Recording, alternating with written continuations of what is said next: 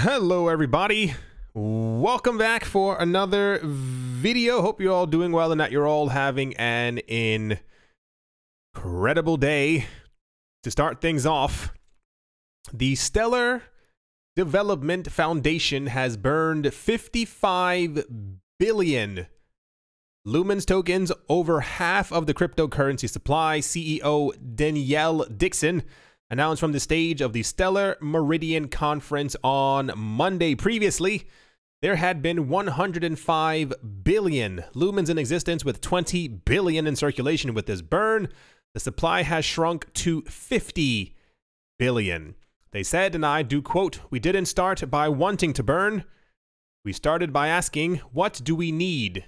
Dixon told a room of roughly 200 attendees, "As much as we wanted to use the lumens that we had, it was very hard to get them into the market," end quote. The organization decided instead it was better to project how much it would actually use over a 10-year period and calibrate to that number. To derive a plan from an arbitrary number serves no purpose, Dixon said. The news was greeted warmly by the crowd, many of whom likely owned the token. One participant in the packed room stood up and asked everyone to give Dixon a round of applause, which they did. This is very, very important. In the hour following the announcement, Lumen's price jumped by about 14% to 8 cents per coin. According to the cryptocurrency charts, Dixon told CoinDesk that she couldn't anticipate how the crypto market might react by saying, "I don't know. I really just have a sense at all of what the market response is. From my standpoint is how the ecosystem feels about it. We got a lot of positive response from the ecosystem because we are right-sizing what the foundation has and what the foundation holds. The foundation now controls 30 billion lumens, divided into several buckets. It has 12 billion lumens in the development ecosystem fund." So when I saw people whispering about this yesterday, and I thought they were joking. I thought people were just kind of, you've seen it before online where people write things, post things to try and get the price of something up or to try and hype something up. I saw the news, or rather I saw people mentioning things about it, and I was like, there's no way. There's no way that they'd be able to or want to be able to do something like that. I don't even know where to begin. When it comes to cryptocurrencies and the cryptocurrency mantra and the idea of creating a better future, creating a world where everyone has access to cryptocurrencies, creating a this, creating a that, I've never really, especially if you've been paying attention to the channel over the last 2 years, even more than that, I've never cared for Stellar. I've never cared for Lumens. Lumens, for those of you who don't know, is a blatant ripoff of XRP. There was a person who created XRP. He gifted it to the people at Ripple, the company. At some point decided to also make a similar version of XRP, and he decided to call it Stellar Lumens. It has the same purpose, the same function, the same idea: to work with banks, to work with institutions, to work as a so-and-so. The difference is that XRP is deflationary. As the coins are used on the network, they are burned and they get destroyed, so there's always less and less XRP. This is how the protocol is written. Lumens is the opposite. Lumens continues printing, and the issue that we've had thus far is XRP and Ripple have always been shunned or pushed to the side, or always been called garbage because of how many coins the Ripple team held in their 60-month escrow thing that they have. The Lumens Foundation, however, has always controlled and held over 80 billion tokens. They never got any flack for it. No one ever says anything negative about it. It's always fine. Lumens is great. Lumens is awesome. This is the part that really gets me, is when people told me that Lumens and the Stellar Foundation, etc., was more decentralized than Ripple. And I said, okay, I don't believe that, but you can say what you will. I've seen stuff like this throughout the years. I was told years ago that IOTA was better than Ripple, that this was better than this. And sometimes I'll say one or two things just to get it off my chest, but then a lot of times I kind of just let it go. I'll put it to you this way. Can you imagine a situation where Vitalik Buterin came forward and was like, yeah, there's a lot of ether floating around. We're going to burn half of it. What do you think would happen? What do you think the discussions would be around centralization and lack of decentralization? What do you think about a company who claims to be decentralized, who burns 55 billion? That's billions with a B. More than half of their tokens that they have. What even made me even angrier is I continued looking around. I always like to look for multiple news sources just so I'm not getting my information from one direct website, because that website I've seen before in the past. One website will have news and you check around on Google, wherever you search or whatever, and the news just won't be there. This news is true. This apparently really happened. What made me angry when looking around is that people started to calculate the numbers. For those of you not looking at the screen, it says Stellar burns over 55 billion tokens, worth 4.7 billion US dollars. Do you know how much money $1 million is? Do you know how much money $100 million, what you can do with $100 million, the good that you could do in the world with 100 million US dollars? You know what you can do with $1 billion? You know what you can do with 4.7 billion US dollars?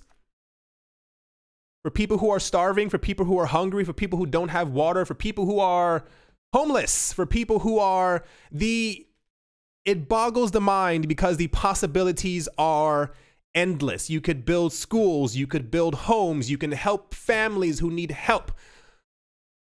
The point I'm trying to make is, when I read this, and I like how things are framed. Things are always framed in a way to make you believe that they're done for you when it's actually done for them.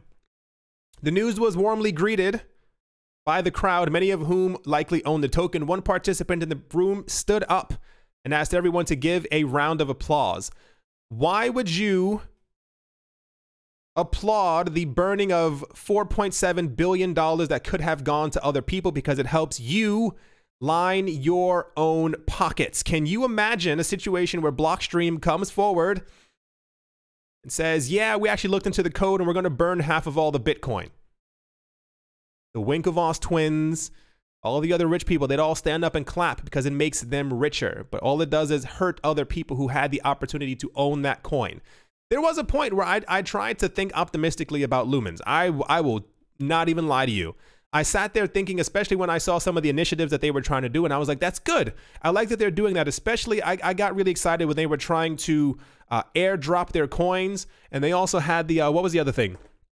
The staking thing that they just had. I was like, this is great. I was like, imagine a situation where they can give hundreds of millions of people, if not even just smaller number, even just 1 to 10 million people on this planet, Lumens, and they can stake them. These people can make more money. Imagine what that would do for people who are poor, who are impoverished around the world, who don't understand what cryptocurrencies are. This could be their first exposure to cryptocurrencies. That money is gone. If I believe, if I remember correctly, it says that apparently what they did is I think they dumped it into an account that you pretty much can't get coins out of. It was sent somewhere into an account. There's no, not that there's no private key. I forgot the exact terminology for it, but the point is it's been put somewhere and it can never ever be accessed again. And this is how you burn coins. It's there forever. Can't touch it. 55 billion of their coins are gone. I am going to be very hard pressed in the future, extremely hard pressed, to ever probably talk about Stellar Lumens again. Don't ever tell me that Lumens is better than Ripple. Don't ever tell me that what they did was correct, because the 200 people who were in the room were not you. This was not done for you. This was not done for the maybe 1,500 Lumens that you have. This was done for the richest people on the planet who already, these people probably own 10, 30, 40 million Lumens each. It was done for them to make them richer. When you talk about,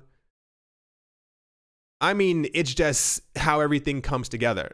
A couple of months ago, Andreas Antonopoulos had a thing, had a discussion. He said, Bitcoin is not for the rich. The idea was that rich people don't need Bitcoin. Cryptocurrencies, decentralized cryptocurrencies, are there for people, everyone else around the world who does not fit into the 1% of the 1% of the 1% of the 1%. It's for everyone to be able to have a chance to deal in value and in cryptocurrency in their own way as they wish, out of the guises of world governments, and also to have this value. Should these coins raise in value? Wonderful. Rich people don't care. Can you imagine being so rich that you applaud when someone burns $4.7 billion? Do you understand how unethical on so many levels that is? I'm going to assume, this isn't to be mean, this isn't to be so-and-so, this isn't to be whatever. I'm going to assume that at least 90% of the people listening to this right now are probably not billionaires. Think of what you could have done with that money. Imagine all my listeners right now. Imagine if that 4.7 billion was divided up amongst you. You, your friends, your family. You would each have probably millions of dollars. I won't go on much further. I think you got the point. It's insane. Lumens actually, of course, went up in price after this. It's already shrinking back down. I guess a lot of the hype is over. I wish them good luck. Any Lumens that I have are going to be sold off. I will never own Lumens again. I think this is absolutely terrible. Once again, this is just all my opinion. Every single word I've said is how I feel about the situation. I believe it's entirely unethical to think that it's okay to destroy $4.7 billion worth of value to appease 200 people in a room or your shareholders. Without further ado, let's move on.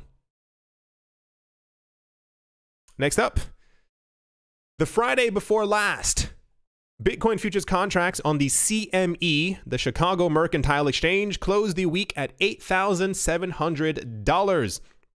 It was a strong performance, especially considering that on Wednesday of that week, the leading cryptocurrency had plunged to 7,300 in a flash crash event. The thing is, shortly after the CME closed up shop for the week, Bitcoin rocketed higher. As you well know, the cryptocurrency reached a high of $10,600 as a monumental influx of buying pressure allowed Bitcoin to post its highest rally since 2011 of 42%. Thus, when the CME opened on Monday, a gap of around $1,000 was created. While this may not mean anything in itself, Bitcoin has had a history of filling the gap, moving down or up to prices where the CME's market didn't trade. As such, analysts have been calling for Bitcoin to fall to 8,600 to fill the gap for over a week now, and on Tuesday morning, these traders got their wishes granted. As seen in the chart below, the CME's Bitcoin futures for November suddenly plummeted in value on Tuesday, falling from 9,400 to under 8,300 in literally a few minutes, filling the gap, air quotes. In the high 8,000s, this represents a 12% drop. While some have suggested that this is a technical error on CME's behalf, the volume candles in the above chart show that trades were printed at those levels, implying that it was anything but a glitch. So what we have now, it says it's somewhere around here.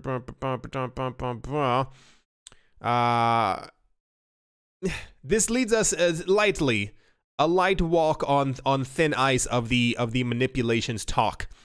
A lot of people remember how we had in 2018, the entire idea is that the cryptocurrency space needed a Bitcoin ETF in order to be able to move anywhere. We still don't have a Bitcoin ETF, but the prices still move. How crazy is that, right? Second part is, a lot of people have been claiming that Bitcoin futures allow the Bitcoin market to be manipulated by simply shorting or betting against the price of Bitcoin on the Bitcoin futures contracts. And therefore, the normal Bitcoin price would then react to it and try to fill the gap as well in some sort of way. What it appears to be that the gap was apparently filled, and now the futures price is trying to match the actual Bitcoin price. And now we have a lot of analysts, once again, who are announcing that the filling of the gap could be a precursor to Bitcoin's price moving up with its bullish movements.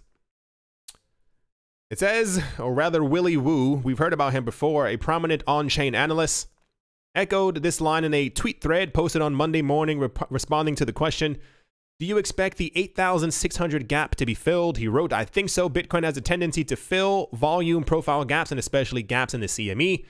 We still have time to burn before the Bitcoin rocket ship takes off, so a high chance to do that while the price wanders sideways in consolidation. It kind of is what it is. I wonder. I was going to say I hope. I think you all know that I hope. I wonder when there will be or any type of a disconnect from the Bitcoin futures to the actual price of Bitcoin. I think the only reason, or one of the main reasons, my opinion, rather, how do I put this? I feel like there's enough money within the futures contracts area space to be able to manipulate the price of Bitcoin to push it up or down depending on a whim so that these people can make millions depending on the contract, et cetera, yada, yada, yada. But I wonder how that will change when Bitcoin actually starts going up and the futures can't simply match it because people are also still trying to bet against it. When we have a bull run, when there's an actual insane movement upwards, I think it's going to take a lot to even think of trying to push the price down.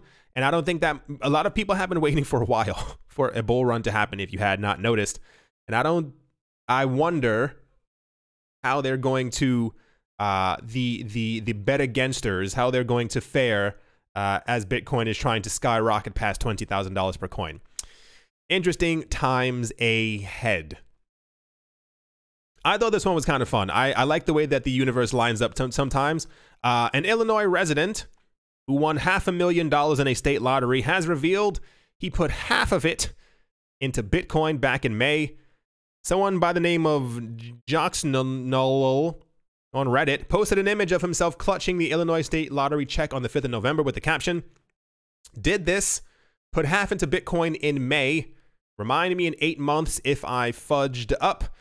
Janoxalol's winning ticket sealed him $500,000 in April, giving converted so-and-so in early May, investment, blah, blah, blah, blah. So since then, he has gained 65% of his money. In the subsequent post, Janoxalol indicated that he plans to hodl why is the L small? Hodl the investment for a minimum of 1 year, revealing, I didn't intend to touch any of it for at least a year. I set aside money for emergencies. I set aside money for myself.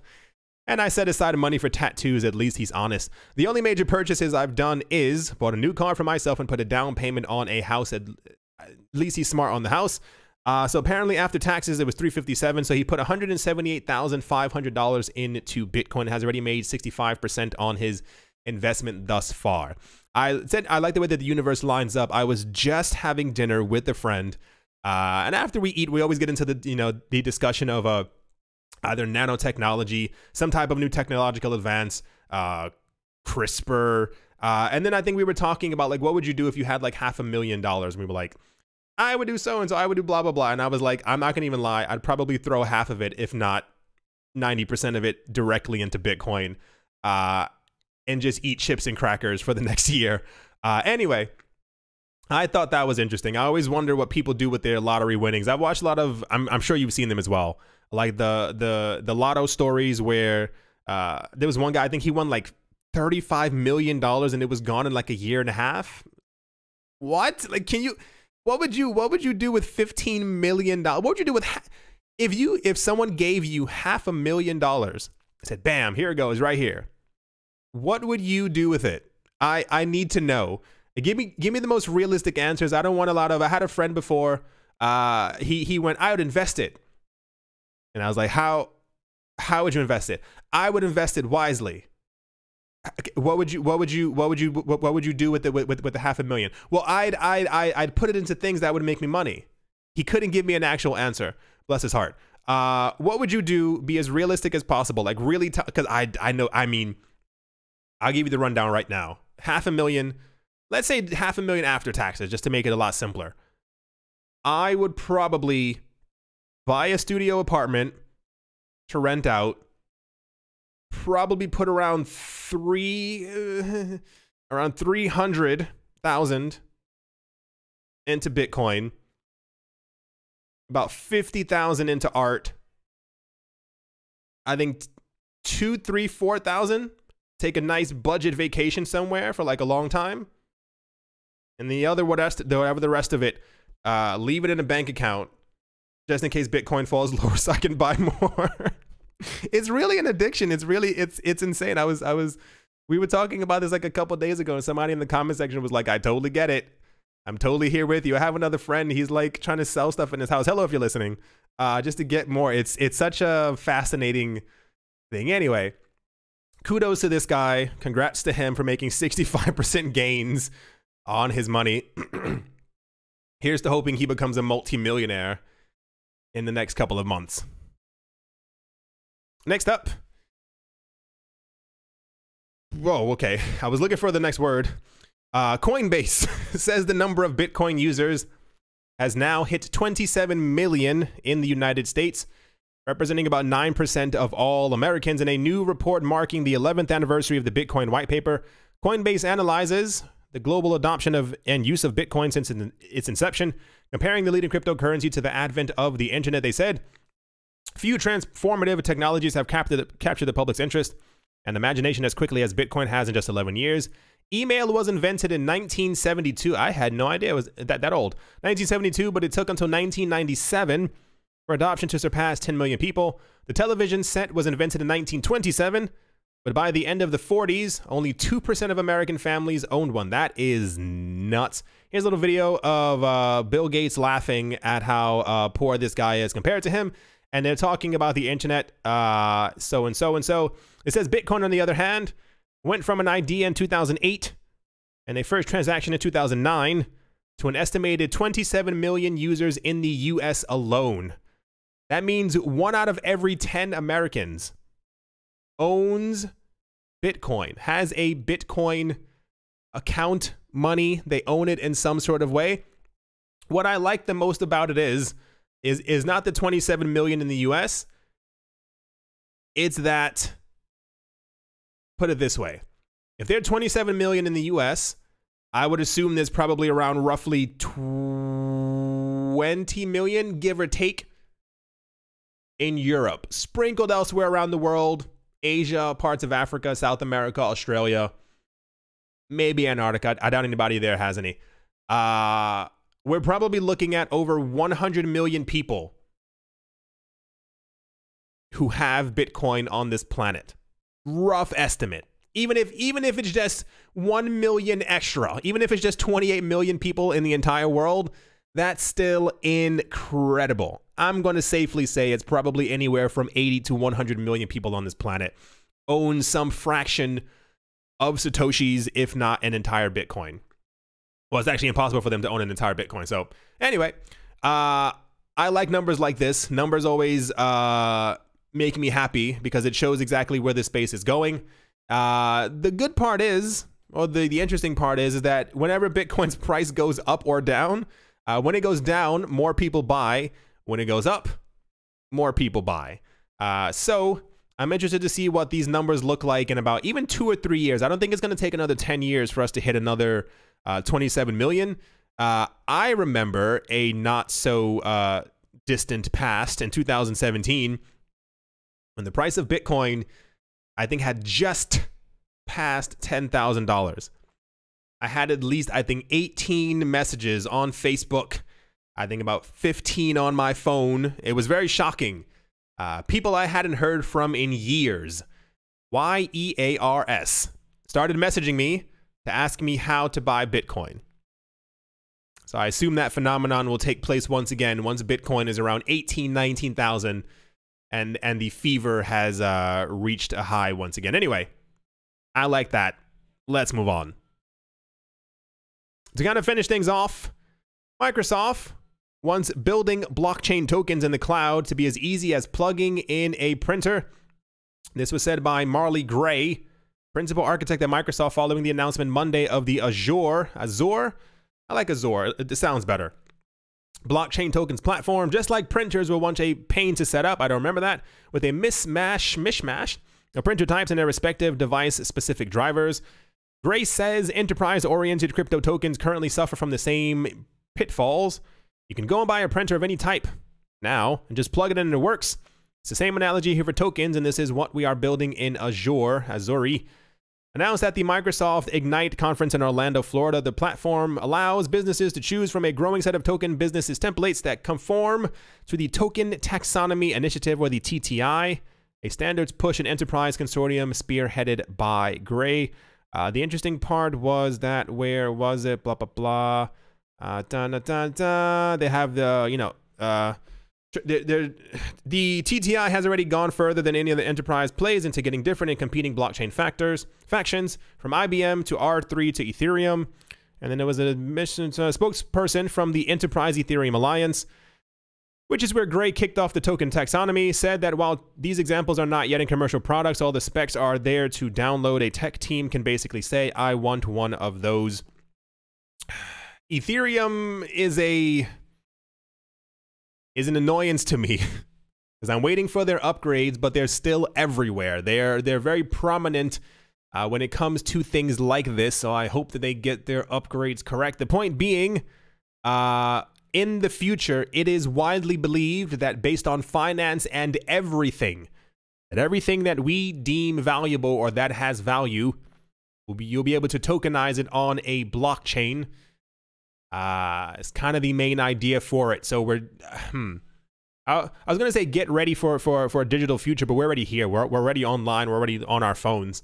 It's that they're trying to make sure that the world develops in this sort of way. And I wonder how fascinating of a world it's going to be when everything has tokenized value. There was also another initiative. I'm not sure it was this one. There was another one that happened like a couple of days ago where somebody was also trying to make not a consortium, but like a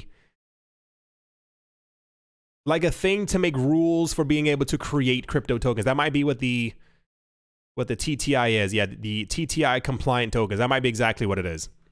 Anyway,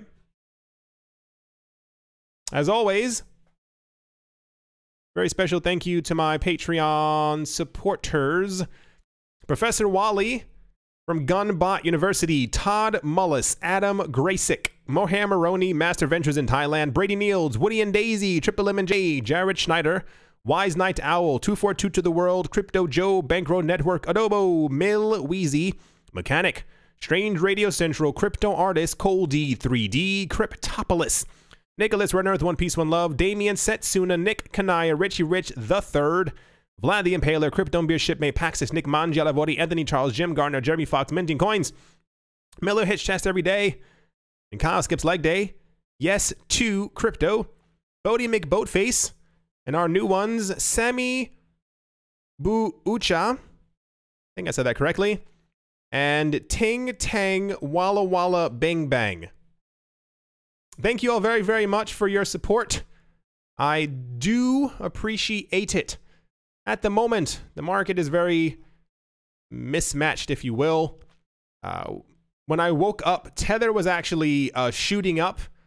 There seems to be a little bit of a reversal as some of the top coins seem to be trying to shoot their way up right now. We rejected, air quotes, we rejected once again the Bitcoin price of 9,500, which would have been apparently an indicator of a bullish momentum in the price of Bitcoin. I think that they don't want Bitcoin's price to go above 9,500 yet. While it's down, while it's trending relatively sideways, it's also a very good time to accumulate. We keep getting information that people keep saying that Bitcoin is positioning itself to jump higher. Let's see if that actually comes true at any given point. Litecoin is up by 7%, as is EOS. No real news that I've seen thus far. However, cool. Awesome. Lumens. Sure. A lot of the other coins are trying to move up. I think they're usually easier to swing as well upward because of the, I mean, it's not a complete bad thing, but because of the lower volume. There we go. Why couldn't I say that word? Volume. It's easier to get these swings to go up a little bit higher. Yeah, a lot of coins, I mean, it's a red and green day. Some things are really up, some things are really down. Nothing is doing astronomically well, except for a hyper-centralized coin. Algor is also up. I think Algor just got listed onto a new exchange or has a pairing or something happened to Algor. I can't remember exactly what it was. You won't be using Algor, so it doesn't extremely matter. I hope you all enjoyed. I hope you get what I'm saying. I hope you understand the importance of a situation like this. No one in a decentralized world in the cryptocurrency space should be able to burn coins this way. It's not part of the protocol. This was something that a handful of people thought of and executed. $4.7 billion worth of money was destroyed for shareholders. Hope you all have a great day, a great morning, a great afternoon, a great evening, wherever you are, wherever you might be. I do hope it's absolutely fantastic. Thank you all once again for watching and or listening. And I will most certainly be talking to you all soon. See